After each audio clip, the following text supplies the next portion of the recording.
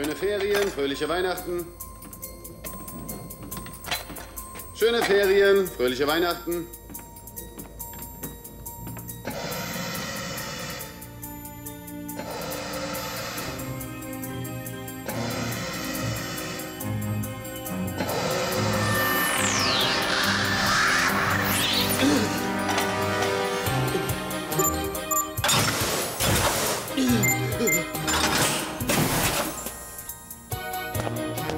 Hallo, Clarence. Was? Keine guten Wünsche für mich? Ich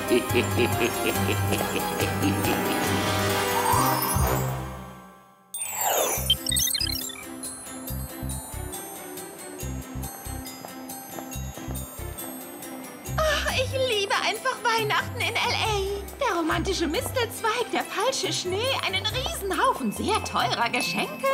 Hey! Zu dieser Zeit des Jahres geht's doch ums Geben, nicht ums Bekommen, Clover. Oh, aber ich gebe doch Sammy zum Beispiel meinem Vater meine Weihnachtswunschliste.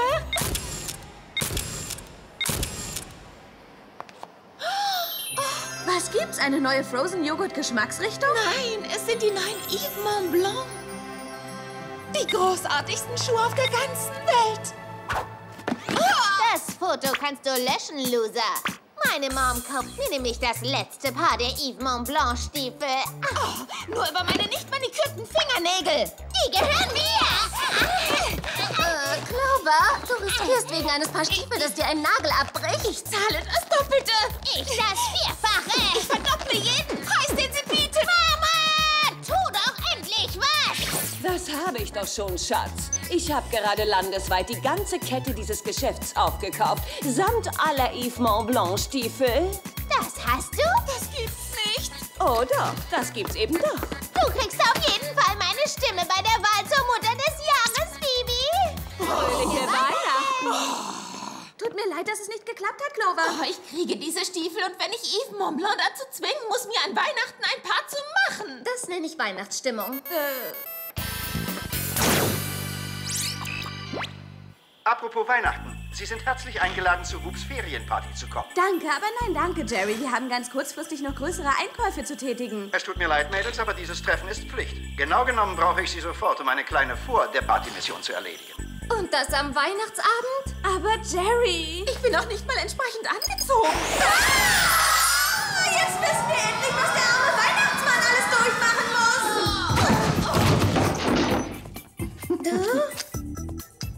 Jerry, welche Mission könnte wichtiger sein, als auf den letzten Drücker Weihnachtsgeschenke zu kaufen? Mein Büro für die abendliche Party auf Vordermann bringen. Oh, jetzt reicht's.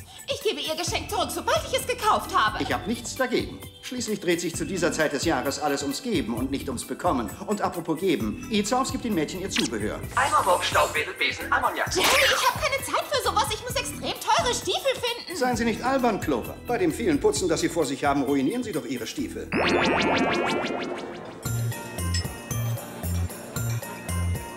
Ich weiß nicht, was schlimmer ist. Diese lahme Party hier oder das langweilige Outfit? Das kannst du laut sagen. Hat Jerry keiner gesagt, dass Fuchsi in diesem Jahr der Rotton ist? Und hallo, hat Ihnen denn keiner gesagt, dass Partys auch Spaß machen sollen? Und so verwandelte sich Crawford, ein ehemaliger Whoop-Agent, in einen bösen Kobold, mietete einen Rentierschlitten.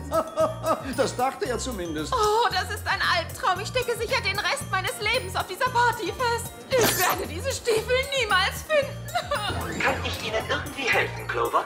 Kannst du nicht ein paar Yves Mont Blanc Stiefel für mich auftreiben? Positiv. Yves Mont Blanc erhält sich bei... Upsi! Meine Güte, das heißt nichts Gutes. Das ist die Untertreibung des Jahres. Ich sollte gerade die wichtigste Information überhaupt erhalten.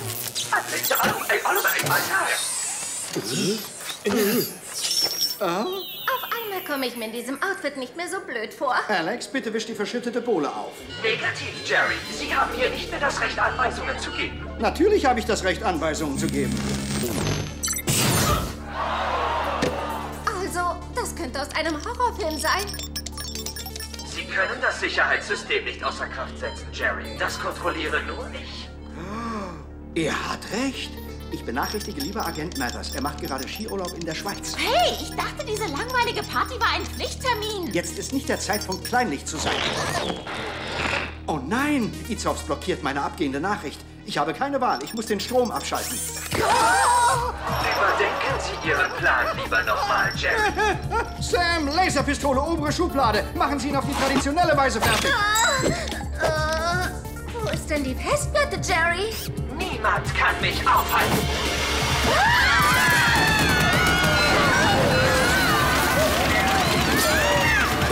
Alle in den Schutzraum, sofort. Nicht ohne sie, Jerry! Lass los, du kybernetische Kuchenform! Weg hier! Also echt, wer hätte gedacht, dass Izovs ein bisschen Leben in die Party bringt? Na, langsam reicht's aber. Ich habe eher das Gefühl, dass das alles gerade erst anfängt. Jerry, wieso rennen Sie, Jerry? Wie gruselig. Er sieht, was wir gerade machen. Es gibt kein Entkommen. Ich glaube, er bringt das mit dem Leben in die Party, bringt etwas zu.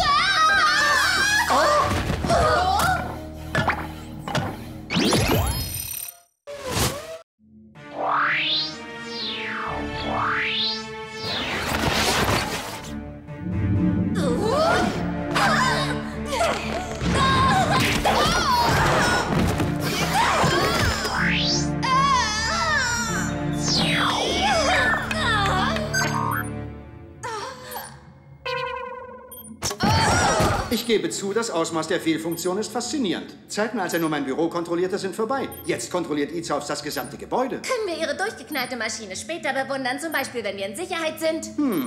Dieser Raum ist mit Titanium ausgestattet. Das sollte es ihm erschweren, uns zu finden. Du hast also deine Bohle über Izovs verschüttet, aber warum ist er auf einmal so wütend? Als du Honig auf meinen Kaschmirpullover gekleckert hast, war ich nicht so. Er hat wahrscheinlich genug davon, in Jerrys Schatten zu stehen. Ihr wisst schon, nie im Rampenlicht. Hallo, das ist ein Computer, der interessiert sich doch nicht für sowas. Ich fürchte, ich bin schuld daran, dass Izov so böse ist. Ich habe seinen Verstand von Das Gehirn runtergeladen, dem begnadetsten Verbrecher der Welt. Er hat tatsächlich ein Verbrechergehirn? Ein Verbrecher, der die Welt dadurch zerstören wollte, dass er Staaten dazu brachte, Raketen aufeinander abzufeuern. Ich dachte, ich hätte alle seine bösartigen Synapsen gelöscht. Aber er muss doch eine Schwäche haben. Jeder hat eine. Schoppen.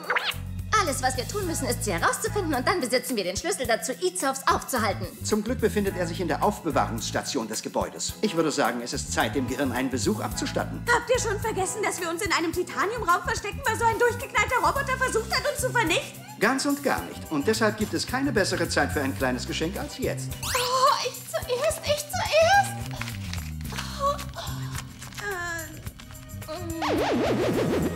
Okay, Sie wissen aber, dass wir nicht mehr 8 sind. Das ist das Blasenblaser-Unsichtbarkeitsschild. Wir verstecken uns jetzt einfach und bewegen uns so leise wie möglich.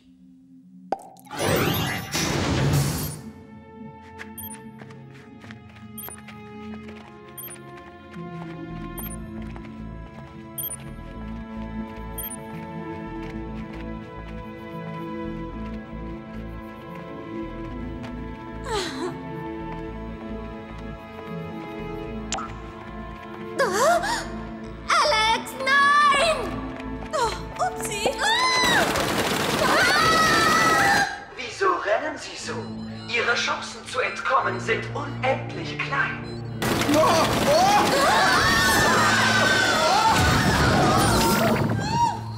Ihre Bewegungen sind die eines Amateur-Schachspielers, Jerry.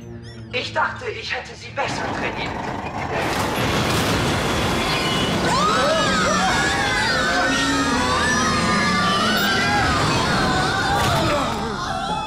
Wer hat wen trainiert, Izovs? Überprüfe es. Zeit für Geschenk Nummer 2. Ein Bora-Amethyst-Talisman. Das ist ja ein tolles Geschenk, Jerry. Da haben Sie sich mal wirklich Mühe gegeben. Ich versuche immer, Ihnen etwas Schönes zu schenken. Wir können uns nicht einfach den Weg in den Gang zurückbohren. Izovs würde uns sofort wieder angreifen. Was ist eigentlich hinter diesem Fahrstuhl? Das Belüftungssystem. Und es ist aus Titanium. Wenn das nicht Ihr Magen war, Jerry, sollten wir schnell versuchen, hier rauszukommen.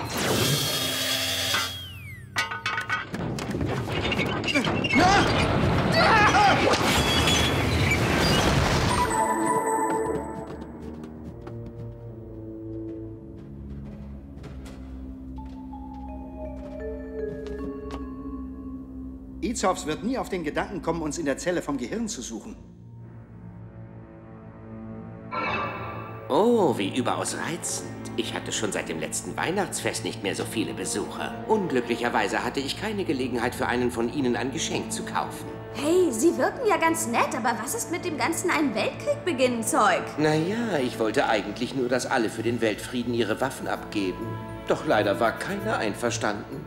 Dann war ein Weltkrieg also die zweitbeste Wahl, ja? Liegt da nicht eine Ironie drin? Ja, aber wissen Sie, ich habe diese Eigenschaft. Ich bin ein bisschen verrückt. Das müssen Sie auch. Sie haben nicht mal Ihr Weihnachtsmenü angerührt. Da ist Preiselbeersoße drüber, auf die ich doch so schrecklich allergisch reagiere. Und ich benehme mich dann noch viel verrückter, als ich es sonst schon tue. Preiselbeer? So einen Saft habe ich doch über Eats-Aufs verschüttet. Er muss die gleiche Allergie haben. Ich wette, der Saft hat den bösartigen Teil seines Gehirns erreicht.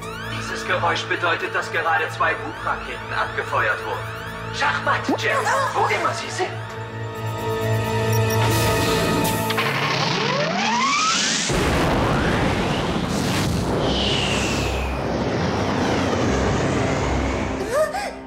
Genau wie das Gehirn, einen Weltkrieg anzufangen. Wie können wir ihn nur aufhalten? Sie können das nicht, aber ich kann es. Wissen Sie, wir teilen uns genau das gleiche Neuronennetzwerk, das die Basis für die Informationsverarbeitungsschaltkreise bildet. Hallo, wir sind Oberstufenschüler hier. Er sagt, dass er der Einzige ist, der ihn überlisten kann, da er schon weiß, was er gerade denkt. Wenn Sie meine Strafe nur um ganze 500 Jahre reduzieren, helfe ich Ihnen dabei, das Böse in Eats-Aufs Gehirn zu zerstören.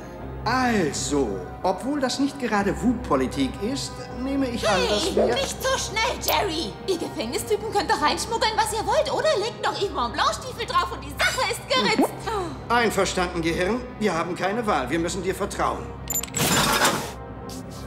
Das Erste, was ich brauche, ist ein Düsenjet.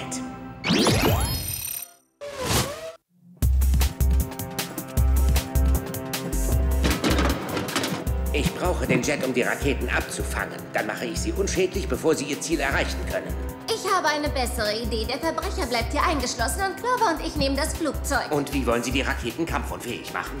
Na, mit Ihrem dritten Geschenk hier, dem Fernbedienungsvirus Palmcoder Decoder. Es kann über Entfernung Computerprogramme unterbrechen. Es ist nicht stark genug, Eats-Aufs zu übernehmen, aber für Raketen sollte es ausreichen. Brillant. Eins nach dem anderen. Ich mache den Sender an einem der beiden Jets unschädlich, sodass Eats-Aufs ihn nicht kontrollieren kann.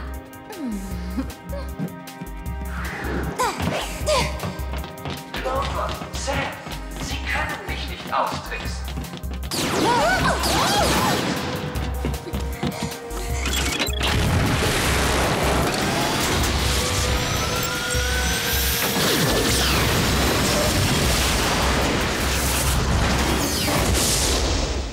Okay, und wie reparieren wir jetzt Eats-Aufs? Ganz einfach. Der Logarithmus Säure zu Base erreicht nicht den Idealwert 4, was eine normale Reaktion des Gehirns auf ein Allergen bedeutet. Also langsam werden sie echt kompliziert. Eats-Aufs wurde bösartig, als er zu viel Säure ausgesetzt wurde, nämlich diesem Preiselbeersaft.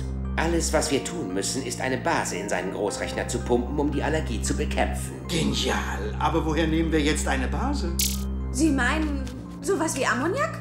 Das habe ich doch noch vom Putzen. Zu Hause hatten wir keins mehr, also wollte ich mir das borgen. Ich hätte es später auch bezahlt.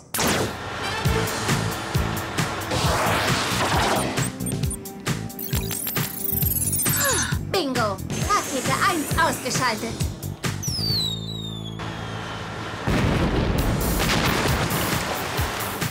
Sam, das war nicht gerade nett. Nett oder nicht, Rakete Nummer 2, wir kommen!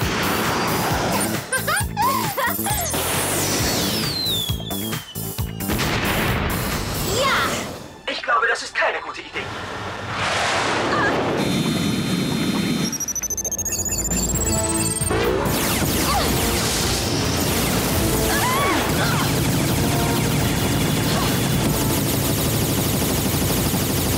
Die Taufsflugzeuge versuchen zu uns aufzuschließen. Es ist nur eine Frage der Zeit, Ladies.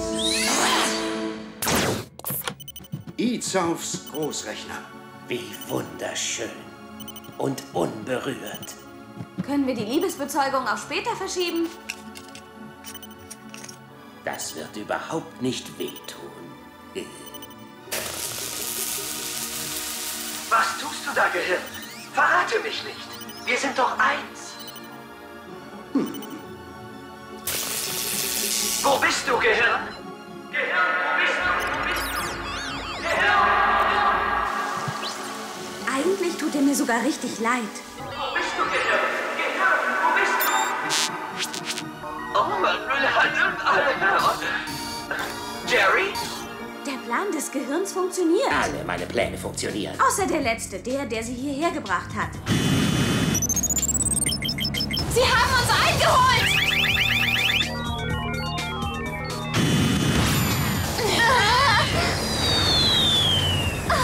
Jetzt ist alles vorbei. Lass uns zurück zu Whoop.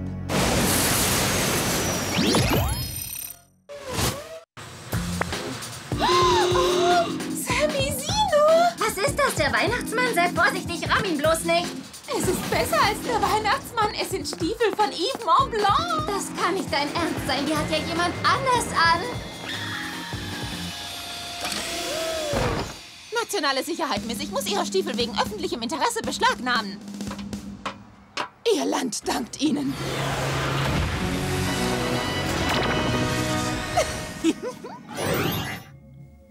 Ich muss schon sagen, ich bin beeindruckt von Ihrer... Ein Geschenk, das meine Mutter in einem 10 Kilo schweren Obstkuchen eingeschmuggelt hat. Aber wir hatten doch eine Vereinbarung. Ich bin ein Verbrecher, man darf mir eben nicht vertrauen. Außerdem, wie hätte ich denn sonst flüchten sollen? Jetzt, wo sie geflohen sind, sollten sie sich aber schnellstens wieder stellen. Netter Versuch. Aber ich habe einen besseren Plan. Er ist genauso wie mein alter Plan, nur sehr viel böser. Ich werde alle Whoop-Raketen auf einmal starten. Wir müssen keine Länder gegeneinander aufstacheln. Ich mache das alles schon selbst. Er sollte lieber seine Bosheit für gute Zwecke einsetzen.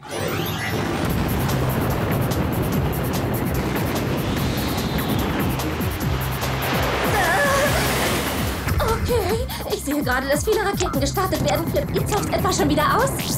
Hinter diesem Angriff steckt ein absolutes Genie. Was haben Sie mit Alex und Jerry gemacht? Die sind gerade etwas eingespannt. Ich halte diese Geschwindigkeit nicht lange durch.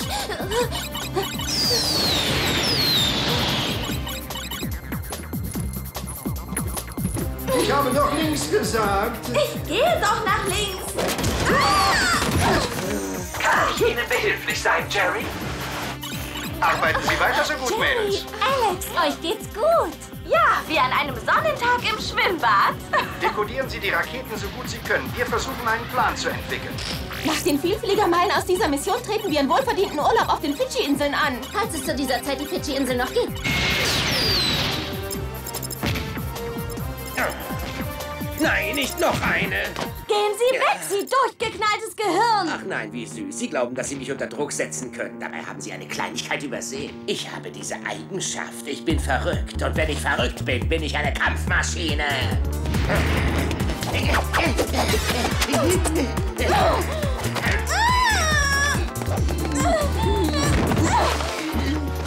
Ganz schön feist für Ihre Größe. Nicht schon wieder. Doch schon wieder. Wir benutzen E-Zox, um ihre Gehirnleistung runterzuladen, aber diesmal achten wir darauf, dass nichts Böses übertragen wird.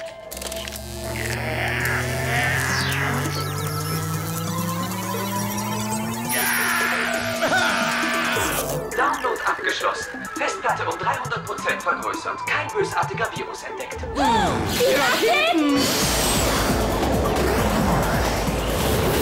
Wie halten wir sie auf? Ich habe eine Lösung, Jerry. Mit Ihrer Erlaubnis reprogrammieren wir die Raketen, sodass sie sich gegenseitig treffen.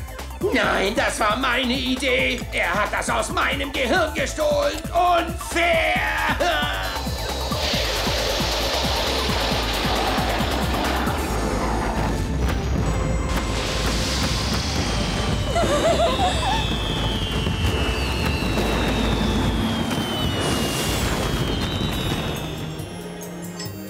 Hey, du hast das Geschenk bekommen, das du dir am meisten gewünscht Aber hast. total fröhliche Weihnachten, Mädels.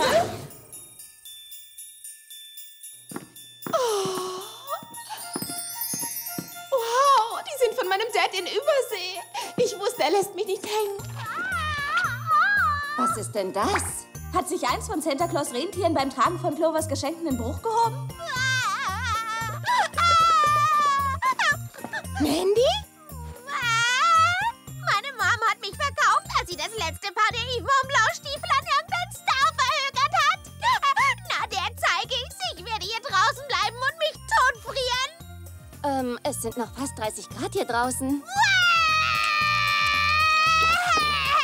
Hier, fröhliche Weihnachten.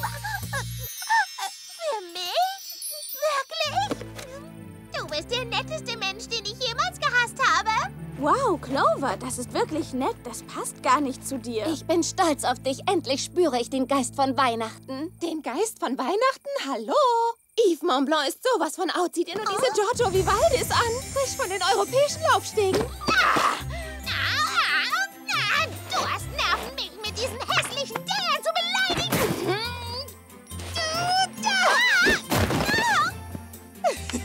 Na, das ist das beste Weihnachtsgeschenk bisher.